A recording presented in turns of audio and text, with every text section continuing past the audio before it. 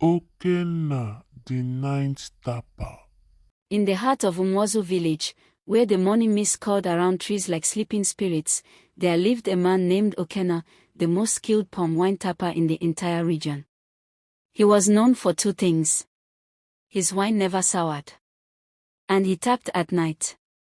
No one in Umuazọ dared to climb a palm tree after dark. It was taboo, a rule older than the village itself. They said the spirits of the palms wandered after dusk. That was when the forest that whispers spoke the loudest. But Okenna, often young and raised by his grandmother, the half-blind Dibia, was fearless.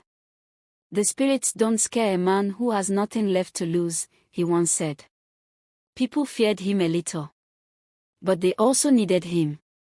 His wine was sweet, almost magical.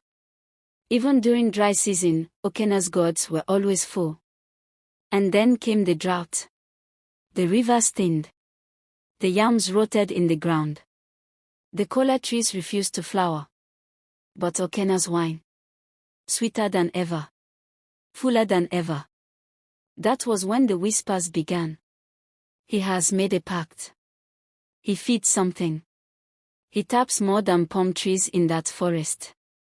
But no one dared confront him. Not until Obina's son disappeared. Little Chisholm, only 10, had followed Okenna one night, curious and playful. He never returned. By morning, the villagers searched. All they found was a small gourd, still full of wine, beneath the oldest palm tree in the whispers. It was wet with something thick and red. Dibia Nwaka, the new village priestess, came to examine it. She looked at the gourd, sniffed it, and immediately stepped back. This is no wine. The elders called a meeting. But Okenna didn't come. That evening, his loud, deep laugh echoed from the forest edge, as if mocking them all. 2 nights later, Ador, a widow known for her strong heart and sharper tongue, waited for Okenna by the stream.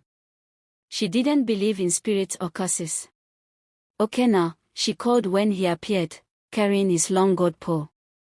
He smiled. Ador, come for my wine.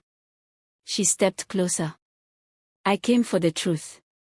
Did you take that boy? His smile faded, just a little. I take from trees. Not children. You think you're above the gods? Okenna's voice dropped. The gods drink my wine before dawn. That's why they bless me. She shivered. He walked past her. The next morning, Ador was found by the stream. Her mouth twisted unnaturally. Her tongue gone. She couldn't speak again. But she scratched one word into the mud before she lost consciousness. Okenna. Fear ruled Umuazọ now. Parents locked their children indoors. The village square, once filled with drums and laughter, became silent. And still, Okenna tapped. Until one night, Nwaka, the priestess, decided to follow him. She painted her body in white chalk, tied a charm of silence around her waist, and crept into the whispers. She saw Okenna. Not climbing, but kneeling. Before the oldest palm tree, its bark blackened with time. He placed a gourd beneath its roots. Whispered. Waited. And then, it opened. The tree opened. Like flesh. Like a mouth. A hand, small, skeletal, reached out. Took the gourd. Another hand dropped a new one in its place. And Okenna bowed low, chanting. Keep the wine sweet. Take what you will. Leave me full. Nwaka gasped. Too loudly. Okenna turned sharply. Eyes glowing unnaturally. Who is there? She ran. But something followed her. Not Okenna. Not human. She made it to the shrine, bleeding from her thigh where bark had scraped like a claw. She locked the door. The next day, she called the village. They waited until twilight. Men and women, carrying fire, machetes, and charms.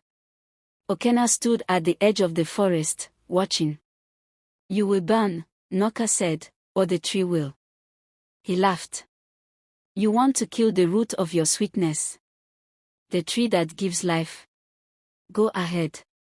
It will take one of you before it dies. They didn't listen. They set fire to the oldest palm tree. It screamed like 100 children, and then exploded.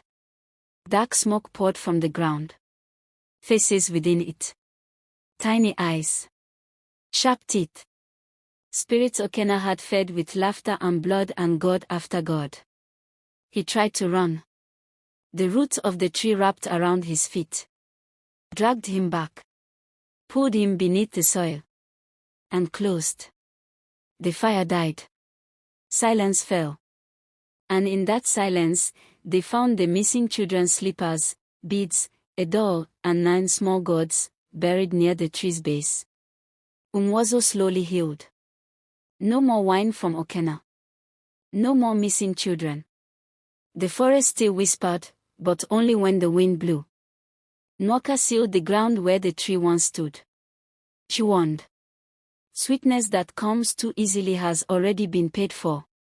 Twice. They built a small shrine near the spot. To remind themselves. To teach their children.